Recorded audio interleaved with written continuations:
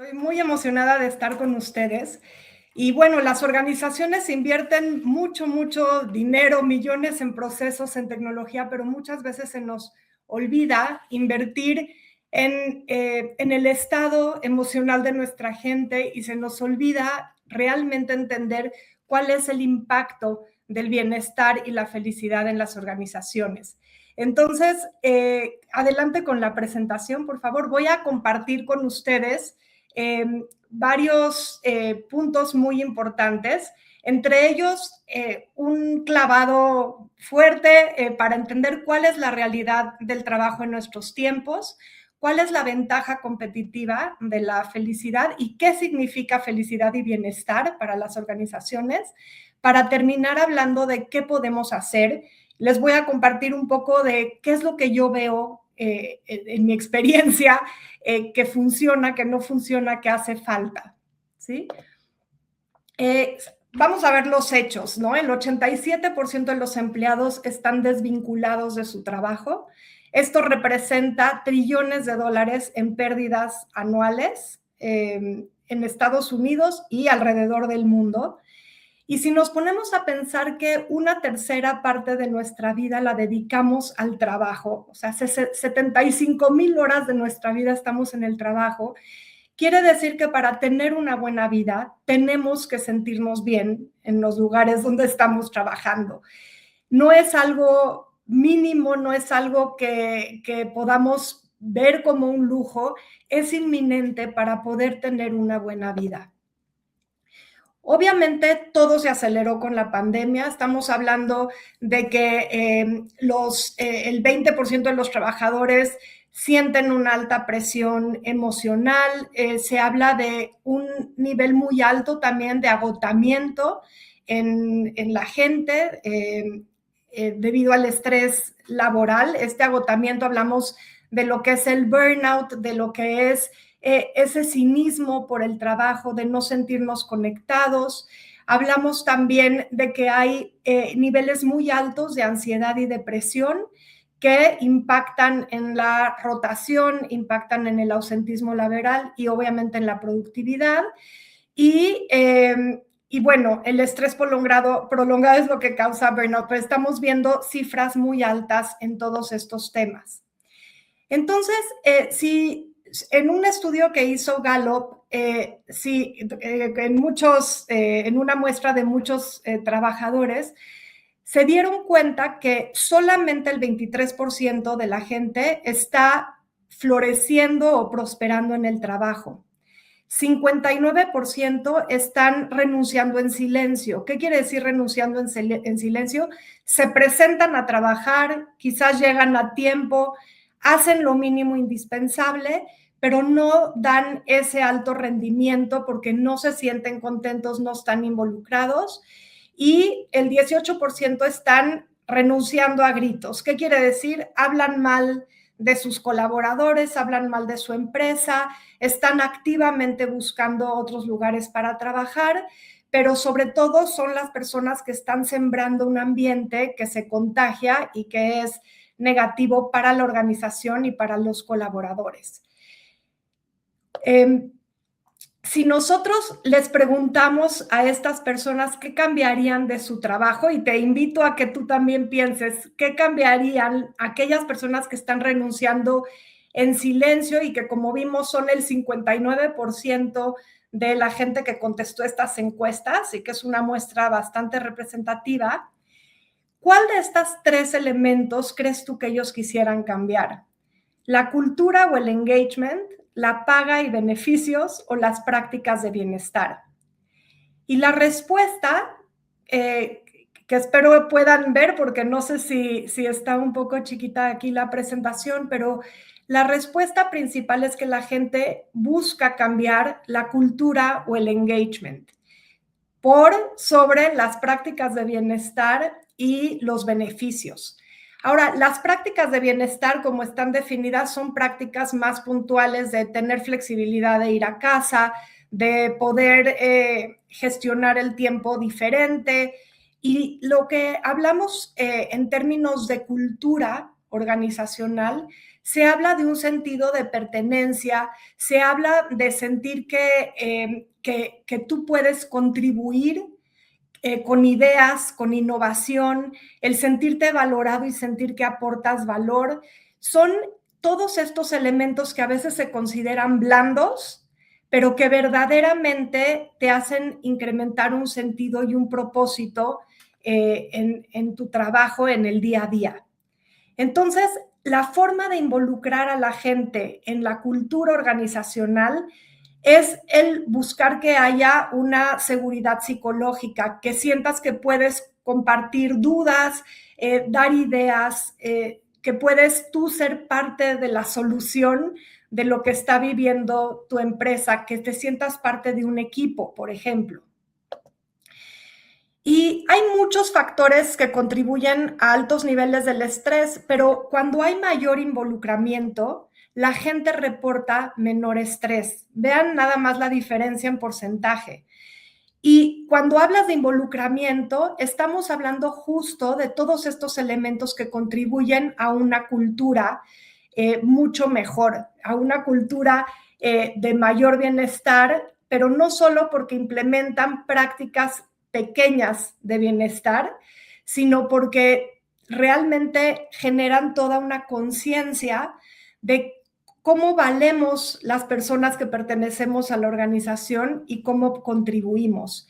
Entonces, pero fíjense, el involucramiento modera o es un mediador del estrés. La gente que está involucrada puede tener altos niveles de demanda profesional, puede tener altos niveles de productividad que le hacen estar muy presente y trabajando constantemente y trabajando con mucha fuerza, pero la percepción del estrés es menor cuando estás involucrado en lo que haces, cuando lo que haces te hace sentido y cuando está vinculado con tus valores personales.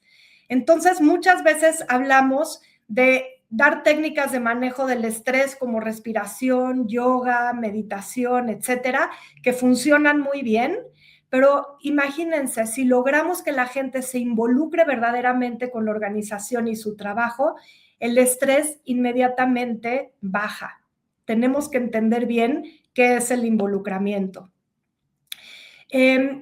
Bueno, igualmente, la gente que busca activamente otro trabajo tiende a estar menos involucrada y hablamos de un porcentaje muy importante en este sentido también de diferencia entre la gente que está activamente involucrada y la gente que no lo está.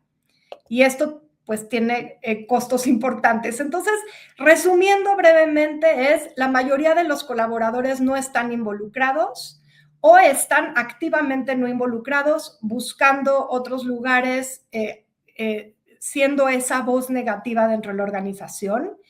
Es importante entender que estar involucrado no es igual a sentirme feliz y pleno. Son cosas diferentes, por eso vamos a hablar de felicidad, bienestar y vamos a hablar de elementos de involucramiento. Y es inminente para las organizaciones detectar cuáles son los colaboradores que están renunciando en silencio, porque esos son los colaboradores que están pidiendo a gritos que se puedan conectar nuevamente con el por qué y para qué de todas esas horas de trabajo diario que tienen en sus vidas. Entonces, ese es un foco rojo y ahí es donde tenemos que poner mucha de nuestra atención. Ahora, ¿qué podemos hacer? Muchas de las organizaciones inmediatamente se van al foco rojo, ¿no? ¿Cuáles son los tratamientos remediales? ¿Cuáles son los programas que pueden hacer que se revierta esta flecha de urgencia y que haga que los colaboradores se queden? Porque sabemos que la retención está siendo cada vez más difícil. Muchas organizaciones sí están poniendo la atención en programas preventivos de burnout, programas preventivos de desvinculación entre los equipos de trabajo, pero no son tantas, aunque cada vez hay más, las organizaciones que se enfocan al florecimiento humano. Y el florecimiento humano no se trata únicamente de remediar el dolor, Se trata de promover verdaderamente el bienestar y ayudar a que la gente pueda ser su mejor versión dentro y fuera de la organización.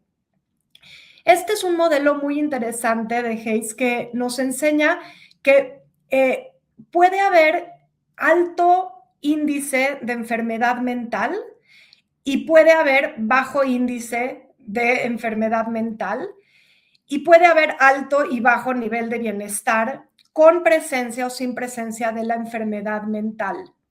Entonces, cuando yo hablo de cómo podemos florecer, estoy hablando del cuadrante superior derecho y son las personas que sienten alto nivel de energía, alto nivel de propósito, son personas que son muy creativos y ahí van a encontrar ustedes los equipos que innovan, que colaboran y que avanzan positivamente en todos los sentidos.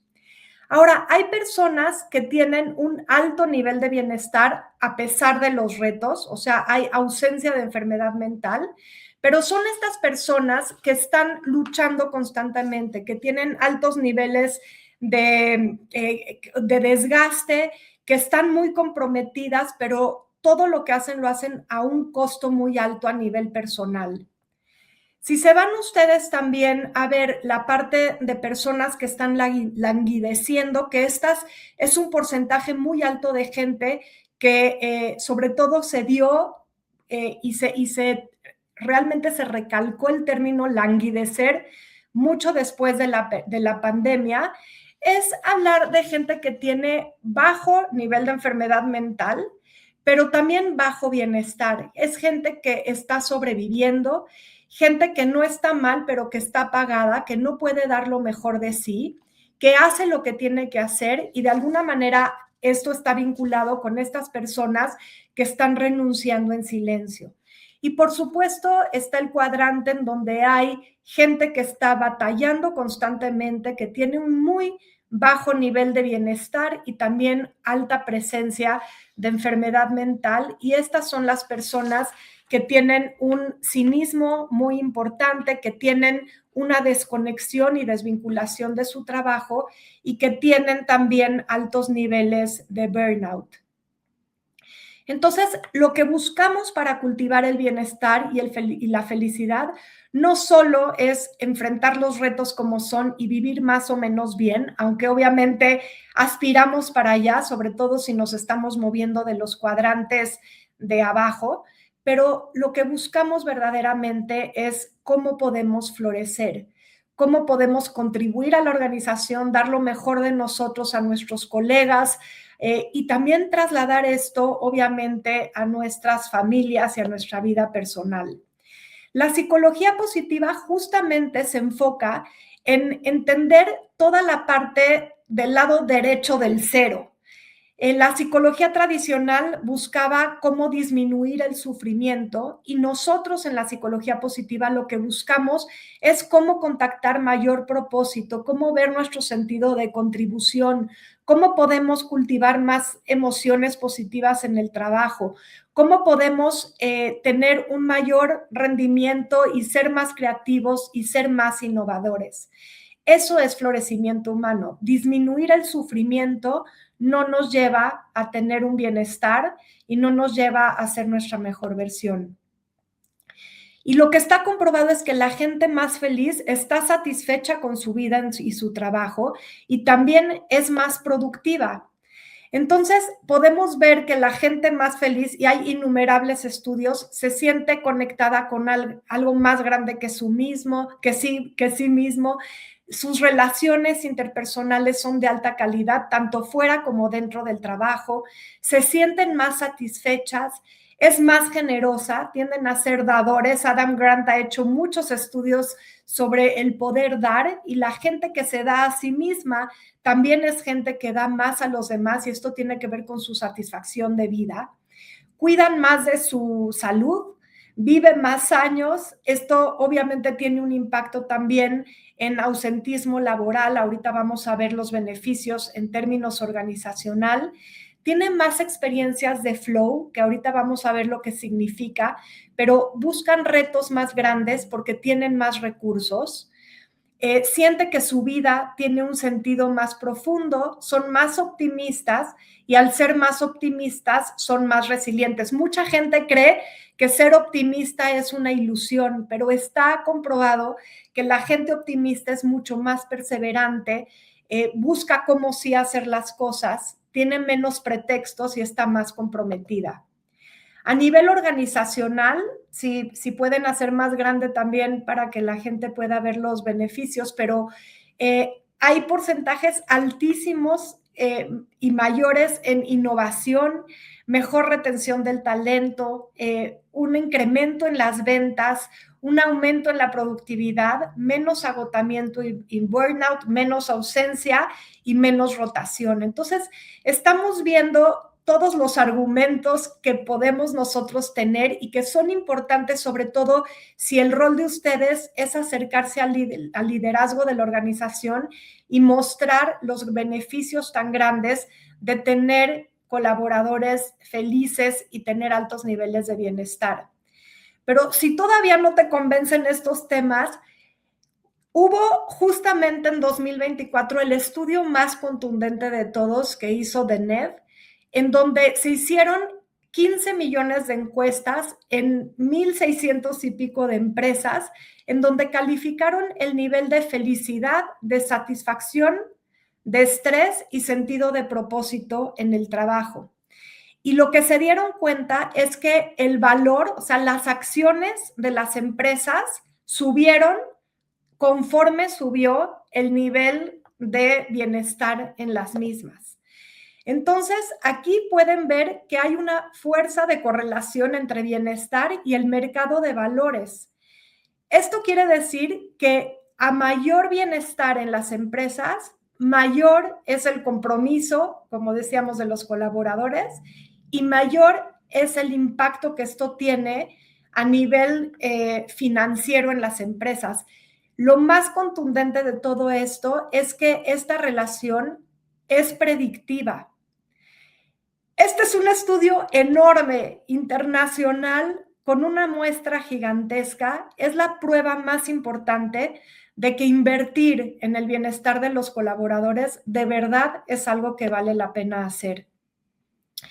Entonces, tenemos que ver el bienestar como una estrategia organizacional, no como un paquete de beneficios o una práctica de moda. Se acercan con nosotros muchas organizaciones que dicen, oye, ¿cómo puedo elevar el nivel de bienestar de la gente? Estamos pensando poner mesas de ping pong, estamos pensando poner un cuarto de meditación, estamos pensando poner un salón de juegos. Hay una empresa que nos contactó, una empresa muy, muy grande que decía, ellos tienen ahora sí que muchas diferentes negocios dentro de la empresa y una de ellas es que tienen tiendas de autoservicio que están abiertas a todo público. Dice, queremos construir una cultura de felicidad, entonces queremos poner botargas en las tiendas, queremos poner música que atraiga a los clientes y que alegre a los colaboradores, pero de fondo los colaboradores tenían salarios muy bajos, tenían un nivel de insatisfacción muy, muy alto porque había malos ambientes de trabajo.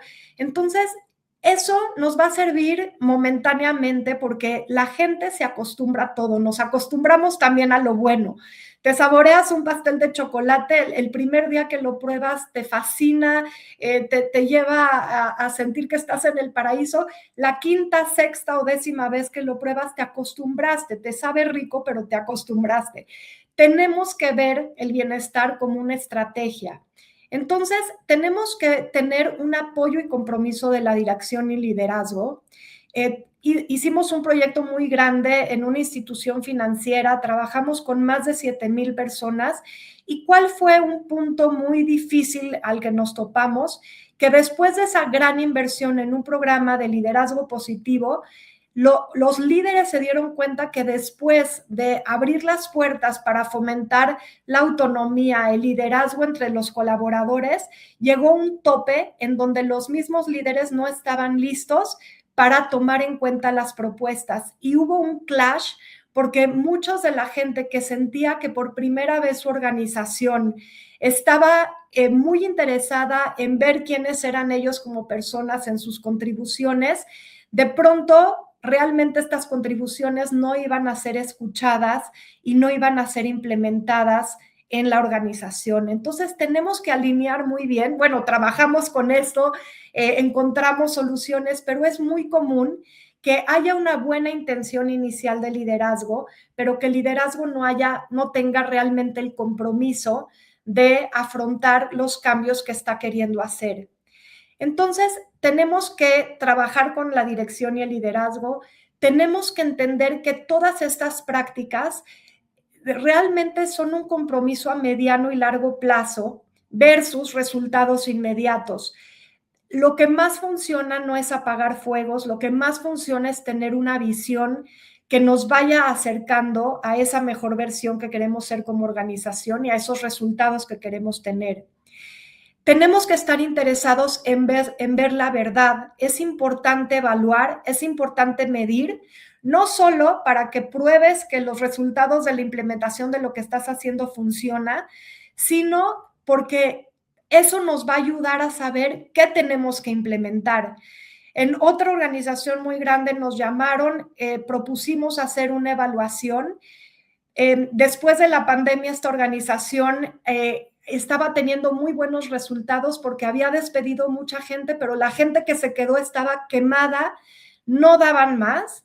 Y el liderazgo sabía que si nosotros hacíamos una evaluación, el resultado de la evaluación no iba a justificar la alta productividad o los buenos resultados. La gente estaba absolutamente agotada. Entonces, ellos querían hacer implementaciones que pudieran dar cambios importantes y rápidos, pero no querían medir porque no querían sacar a la luz el agotamiento de la gente. Entonces, decidimos nosotros no trabajar con ellos porque no podemos trabajar en algo que no es verdad. Es importante ver la verdad, es importante que haya congruencia entre lo que dicen que quieren y lo que verdaderamente quieren para que realmente los resultados sean eficaces. El bienestar es un concepto multidimensional y está comprobado que aunque cada esfera de bienestar es independiente, todas están interrelacionadas entre sí. Entonces, algunos de los modelos que se usan, que son comunes, sobre todo en el área también de prácticas de psicología positiva, que está teniendo un gran impacto en el bienestar organizacional, es el modelo PERMA, que habla de estos elementos que ven ustedes: emociones positivas, involucramiento, relaciones positivas, un sentido y propósito y poder tener logros. Está el modelo de Tal Ben-Shahar de Spire, que habla del bienestar en las esferas espiritual, físico, intelectual, relacional y emocional. No tengo tiempo de ir a cada uno de estos. Y el modelo Hero, que combina muchos elementos, pero que busca promover organizaciones sanas y resilientes. Hay muchos modelos más, pero lo que es importante es ver que si yo alimento las emociones positivas, la gente va a tener mejores relaciones positivas. Si hay mejores relaciones, va a haber más involucramiento. Si hay más involucramiento, van a haber más logros y va a haber un mayor sentido de pertenencia. Entonces, un elemento influye en el otro. Lo mismo si lo vemos a nivel del bienestar individual. Si yo cuido mi bienestar físico, duermo bien, me alimento bien, voy a tener alto nivel de energía, me voy a poder concentrar más, entonces mi bienestar intelectual crece. Si mi bienestar intelectual y físico de descanso crecen, es más probable que tenga yo relaciones positivas y una sensación emocional también positiva, un bienestar emocional más alto. Y esto me va a llevar a conectarme mejor con los otros, a conectarme mejor con mi misión. Entonces, todos los elementos están conectados entre sí. Si yo elevo uno de los elementos, eso va a tener un impacto en los otros. Si yo descuido alguno de estos elementos, también los otros elementos se van a ver deteriorados. Entonces, para traducir esto de una forma mucho más práctica, hablamos de estos elementos que voy a hablar uno a uno para que puedan irlo bajando y aterrizando a prácticas más concretas o a situaciones que vale la pena analizar dentro de la organización en la que trabajen. Tenemos que cambiar de buscar un equilibrio entre la vida personal y laboral para buscar una armonía. Tenemos en la idea de que el equilibrio tiene que ser perfecto y que son tantas horas de trabajo por tantas horas de sueño, tanto nivel de estrés por tanto nivel de descanso, pero la realidad es que la relación entre la vida personal y laboral va fluctuando. Entonces, lo que tenemos que buscar es que haya mayor armonía y tenemos que generar las prácticas necesarias y también las políticas organizacionales para que haya esta armonía en donde sabemos que a veces va a haber periodos de mucho mayor estrés, pero tienen que estar compensados con espacios de recuperación. Tiene que haber momentos, a lo mejor dependiendo el tipo de trabajo, donde trabajamos horas extras.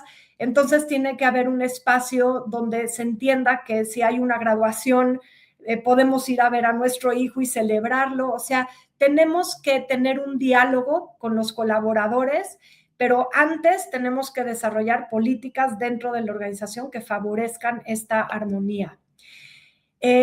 Para entender cómo el estrés, cómo manejar el estrés, tiene que haber una confianza en la institución. Tenemos que saber que el reto de los colaboradores tiene que ser siempre un poco más alto quizás que la habilidad, pero no tanto que la gente caiga en una terrible ansiedad, una preocupación y burnout. También tenemos que entender que si hay gente con alto nivel de talento que tenemos en espacios donde el reto es muy bajo, la gente va a caer en apatía y en aburrimiento. Entonces, como organización tenemos que nuevamente abrir este diálogo, ver dónde están nuestros colaboradores, ver qué recursos les hacen falta para poder abordar retos importantes sin caer en una ansiedad y preocupación terribles. Y tenemos también que ver cómo redefinimos el trabajo para que la gente que tiene alta capacidad, que quiere crecer y que está aburrida y apática, pueda nuevamente conectarse con este importante sentido de contribución en la organización. Parece algo superficial, pero es importante priorizar la positividad porque la positividad emocional en la organización está vinculada con gente que quiere innovar, que es más creativa, que ayuda más a los demás. El caer en un espiral positivo es muy importante y para esto tenemos que construir momentos de respiro, ¿sí? de recuperación en las prácticas en el día a día. Tenemos que recordar los momentos buenos que hemos vivido a nivel individual y como equipo de trabajo, celebrar los pequeños logros. Tenemos que buscar ejemplos que nos inspiren, hablar de las personas que trabajan en nuestra organización a las que admiramos y poder destilar cuáles son esos elementos que admiramos y cómo podemos nosotros incluirlos en nuestro repertorio.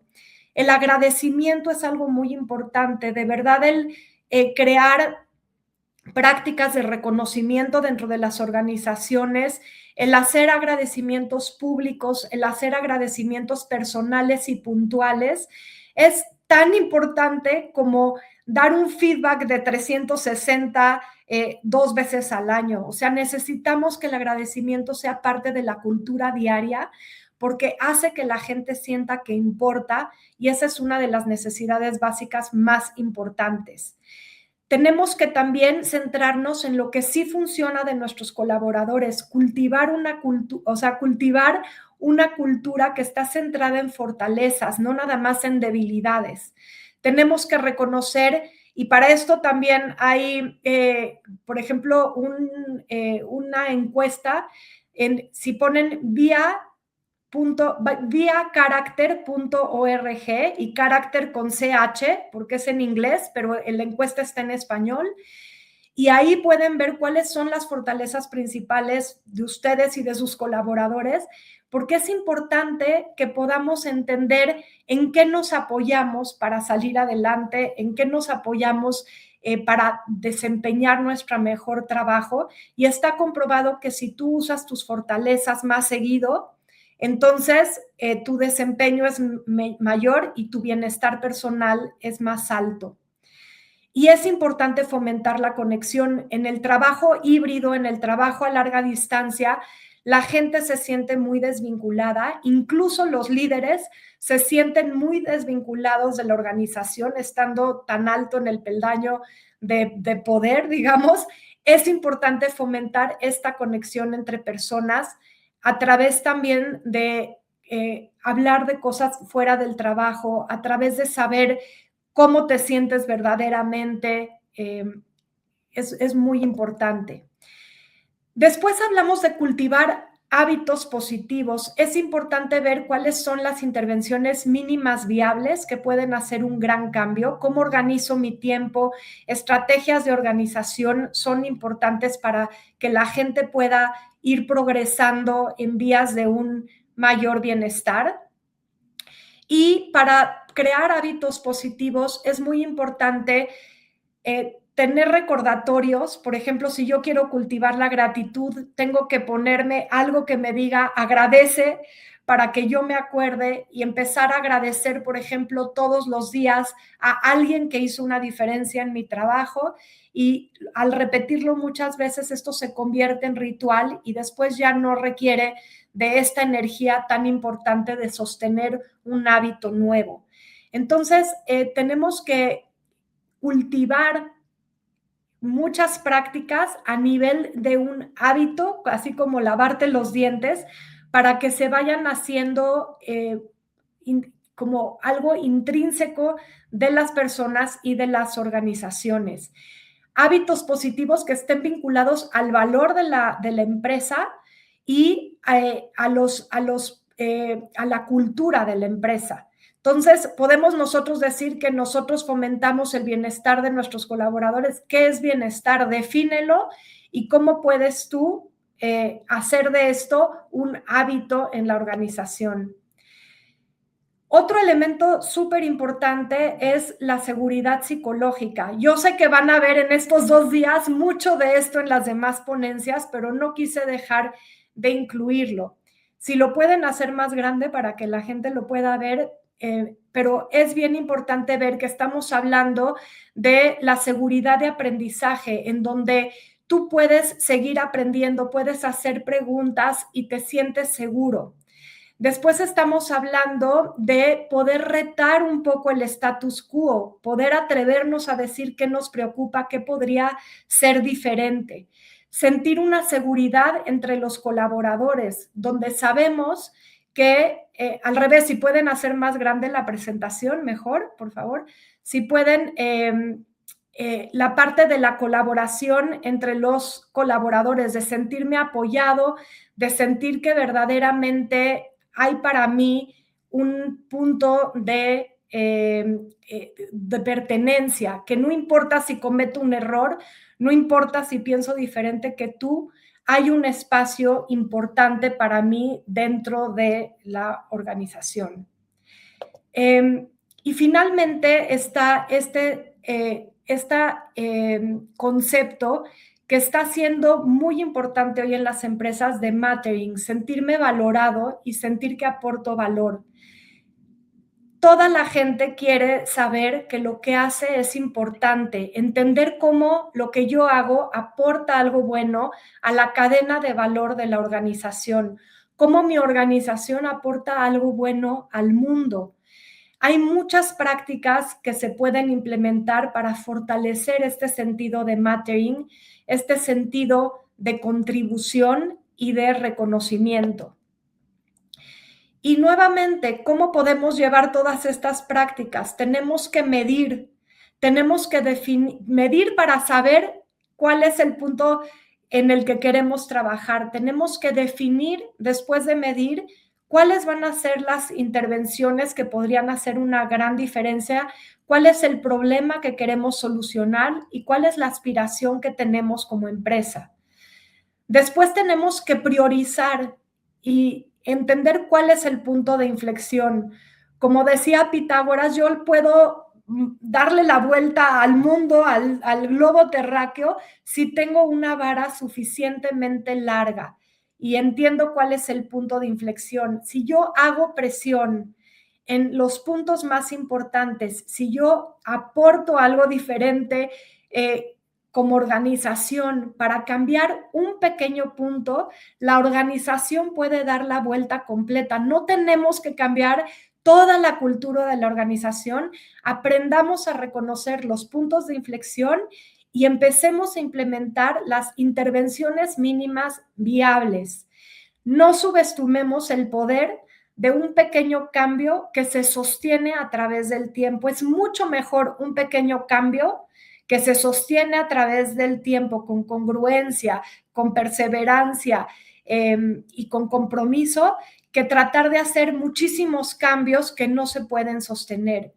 Por eso es importante, después de ver cuál es el punto de inflexión, definir y desarrollar la intervención mínima viable, para después crear programas pilotos para poder medir nuevamente y recalibrar. Por eso es importante que esto no es una intervención cortita, nos va a tomar algo de tiempo. Una intervención pequeña puede crear una gama de cambios importantes para la organización que se refractan. Un líder comprometido también tiene el impacto de hacer que muchos cambios se den en la organización.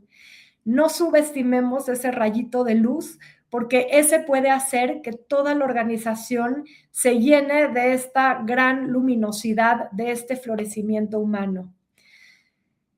Y bueno, cerrar con que todas las personas son esenciales en nuestro mundo y el liderazgo positivo, sin importar rango o posición, porque el liderazgo positivo puede suceder con las personas de intendencia, con las personas que preparan las comidas, son la gente que tiene más contacto con el resto de la organización. Entonces, todas las personas son esenciales en nuestro mundo y el liderazgo positivo, sin importar rango o posición, incluye la realización de que estamos interconectados y de que promover el bien para los demás, al final es el amor más grande, es el acto más grande de amor por uno mismo. Entonces, usa tu poder de influencia, usa tu poder de impacto para generar mayor bienestar a través de muchos elementos. Mide, planea, comprométete. Aquí pueden obtener muchas herramientas importantes. Son workbooks que pueden llevar a su organización, son totalmente gratuitos, se los ofrecemos con mucho cariño y con mucho gusto. Y bueno, pues con esto termino. Muchísimas gracias.